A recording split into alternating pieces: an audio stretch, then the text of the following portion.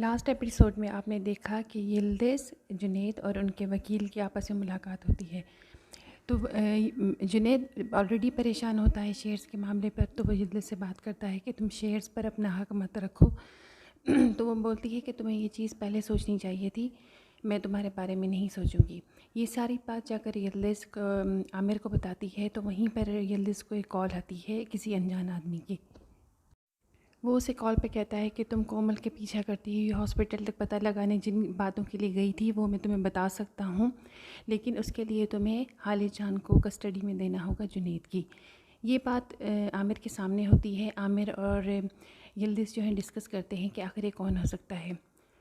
तो इधर जुनैद मिलने आता है हालिद जान से, क्योंकि उसने यिल्दिज़ से बात की होती है कि मैं हालिद जान से मिलना चाहता हूँ। तो वो कहती है कि जब मैं घर पे नहीं होंगी तो तुम मुझसे मिल सकते हो। आसमा जुनैद को ताने देती है मुख्तलिफ़ किस्म के तरीक़ों से, लेकिन जुनैद उससे मुँह बिल्कुल भी नहीं लगाता। इधर कुंवर और आलिया जो है अपने काम पर लग जाते हैं। वो क्या करते हैं कि मजबूर करते हैं उस लेडी को, डियाना को, कि तुम बताओ सच फ़िज़ा के बारे में कि वो उसने तुमसे ये कंपनी वाला काम कैसे करवाया। एक्चुअली वो उसकी बिल्ली को अपने पास रख लेते हैं और वो कहती है कि ये बिल्ली नहीं, मेरा ये ओलू है, यानी कि मेरा बेटा है, मुझे वापस कर दो, तुम लोग जो कहोगे मैं वो करूँगी। वो उन्हें आरज़ू का सच बता देती है। वो कहती है कि आरज़ू ने एक्चुअली क्या किया होता है, उसने इस काम को नामुमकिन दिखाया होता है और आसानी से खुद आकर करवा लेती है बैंक के थ्रू। ये सारी बात जाकर आलिया बताती है दुआन को, लेकिन दुआन को इस चीज़ पर कोई भी हैरत नहीं होती। वो कहता है कि मैं बहुत सी बातें पहले से जानता हूँ। तो आलिया ये सुनकर शौक हो जाती है। दुआन कहता है कि मैं अपने इर्द गिर्द लोगों को बहुत अच्छी तरह जानता हूँ, लेकिन मैं अपनी लाइफ में ऐसे लोगों को नहीं रखना चाहता जो कि बहुत तेज़ होते हैं। इधर यिल्दिज़ आती है सादिक से मिलने, क्योंकि यिल्दिज़ को फ़ौरन शक हो जाता है कि जुनैद जिस तरह से हालिद जान के पीछे पागल हुआ है, तो उसी ने ये फ़ोन कॉल करवाई है और वो मुझे हालिद जान को अपनी कस्टडी में लेना चाहता है, उसका यही मकसद है। हालांकि ये फ़ोन कॉल कोमल ने करवाई होती है। कोमल को कैसे पता चलता है कि यिल्दिज़ उसके लिए मालूमात इकट्ठी करने हॉस्पिटल आई होती है।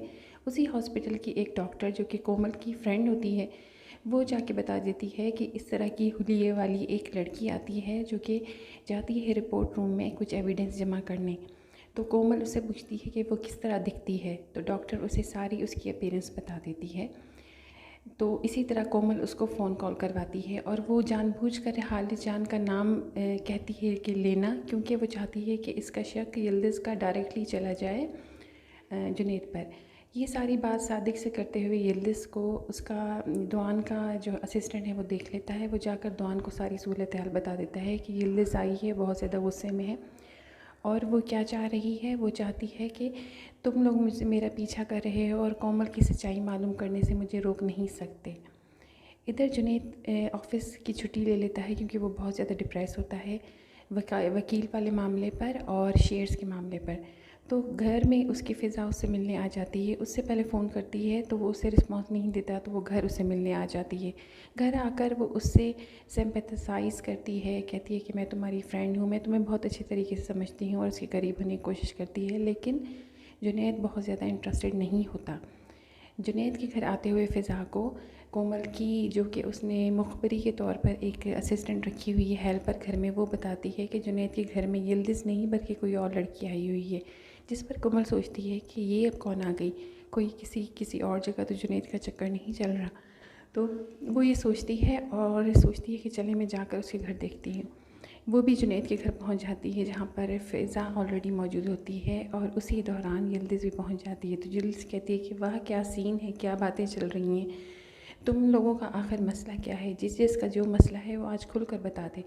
जिस पर जो है कोमल चुप हो जाती है, लेकिन फ़िज़ा वहाँ से भागने की कोशिश करती है। वो कहती है कि मैं तो सिर्फ़ खैरियत मालूम करने आई थी जुनैद की, क्योंकि वो ऑफ़िस नहीं आया था तो मुझे उसकी फ़िक्र हो रही थी।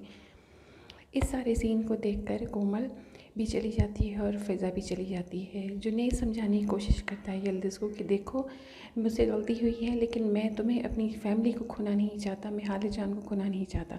जिस पर यिल्दिज़ कहती है कि मुझे तुम्हारी कोई बात नहीं सुननी और तुम मेरे पीछा छोड़ दो। यानी उसके जहन में यही बात थी कि कोमल वाली बात पर फ़ोन जुनैद ने ही करवाया है। इधर आलिया कुंवर से बात करती है और कहती है कि मुझे एक चीज़ से बड़ी हैरत हो रही है कि दुआन या तो बहुत तेज़ और शातिर है या इसका कोई और मकसद है, क्योंकि जब उसने उसे बात बताई, आरज़ू वाली जब बात बताई, तो उसे बिल्कुल हैरत नहीं हुई। या तो दोनों आरज़ू और वो मिले हुए हैं। कुंवर ये सारा सीन देखकर जाता है आमिर के पास और कहता है कि मुझे समझ नहीं आता कि मैं किन लोगों के बीच फंस गया हूँ। तो आमिर उसे समझाता है कि तुम अपनी बहन की बातों में पहले भी बहुत आ चुके हो, अब इस चीज़ से बाज रहो। इधर दुआन कॉल करता है क्योंकि उसे उस लेडी डॉक्टर पर शक हो जाता है कि उसी ने जाके कोमल को ये सारा वाक़या बताया है। तो वो उसे कन्फर्म करता है और उसे इस बात पे जो शक था वो यकीन में बदल जाता है कि उसी लेडी डॉक्टर ने कोमल को ये सब बताया है। दुआन सोचता है क्योंकि माजी में उनके कुछ ऐसा है जो कि वो बता नहीं सकता। इसी दौरान उसे ख्याल आता है कि वो कॉल करे यिल्दिज़ को और उससे कहता है कि मैं तुमसे मिलना चाहता हूँ, जिस पे आसमा और यिल्दिज़ को बहुत हैरत होती है कि आखिरकार अब ये क्या प्लान कर रहा है और ये मुझसे क्यों मिलना चाहता है।